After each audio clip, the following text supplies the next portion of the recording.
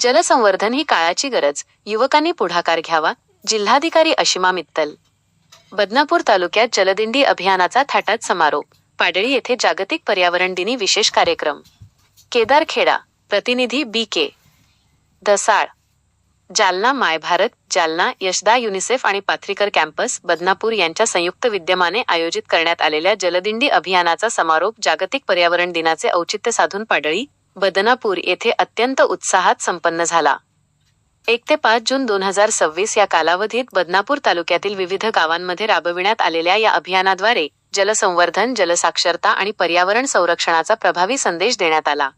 कार्यक्रमाच्या प्रारंभी मान्यवरांच्या हस्ते वृक्षाला जलदान करून अभियानाचे उद्घाटन करण्यात आले.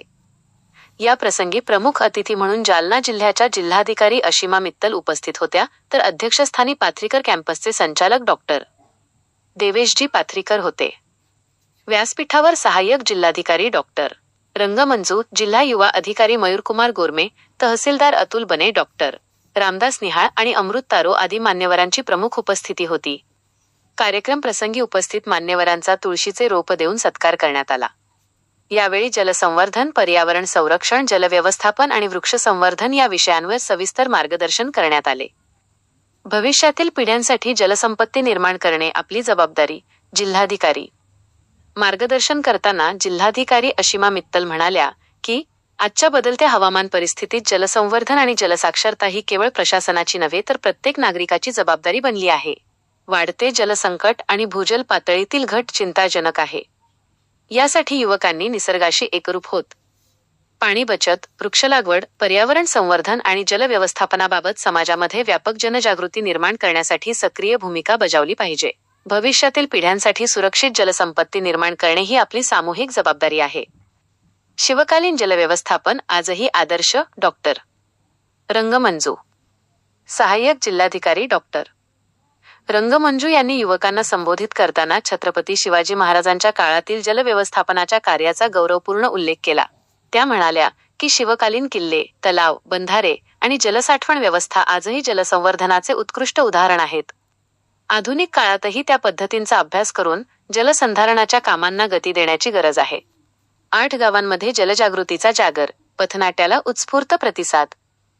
जिल्हा युवा अधिकारी मयूरकुमार गोरमे यांनी प्रास्ताविकात सांगितले की हे अभियान 1 ते 5 जून दरम्यान सोमठाणा, निकळक, अकोला, देवगाव, कुसळी, मात्रेवाडी, सेलगाव आणि पाडळी या 8 गावांमध्ये यशस्वीरित्या राबविण्यात आले. या अभियानांतर्गत स्वयंसेवकांनी विविध गावांमध्ये रॅली, जनजागृती फेऱ्या, संवाद सत्रे घेतली. तसेच पाडळी येथे स्वयंसेवकांनी सादर केलेल्या पाणी बचतीच्या पथनाट्याला ग्रामस्थांनी उत्स्फूर्त प्रतिसाद दिला. वृक्षलागवड नव्हे, वृक्षसंगोपन गरजेचे. डॉ. देवेशजी पाथरीकर. अध्यक्षीय भाषणात डॉ. देवेशजी पाथरीकर यांनी जलसंवर्धनासोबतच वृक्ष संवर्धनाचे महत्त्व अधोरेखित केले. वृक्षलागवड केवळ 1 दिवसाचा उपक्रम न राहता त्याचे जतन, संगोपन आणि संवर्धन होणे आवश्यक आहे, असे सांगत त्यांनी युवकांना पर्यावरण संरक्षणासाठी सातत्याने कार्यरत राहण्याचे आवाहन केले. विशेष परिश्रम. कार्यक्रमाचे सूत्रसंचालन सहारा सामाजिक विकास संस्थेचे अध्यक्ष बी.एस. सय्यद यांनी केले. कार्यक्रम यशस्वी करण्यासाठी ग्रामसेवक पवन अवघन, पोलीस पाटील भाग्यश्री शेळके, अविनाश शेळके, युवा बहुउद्देशीय सेवाभावी संस्थेचे अध्यक्ष जयपाल राठोड, तेजस जनविकास संस्थेचे अध्यक्ष शिवाजी तायडे, प्राध्यापक अविनाश हटकर व स्वयंसेवकांनी विशेष परिश्रम घेतले. या कार्यक्रमास परिसरातील नागरिक, महिला, युवक आणि विद्यार्थी मोठ्या संख्येने उपस्थित होते.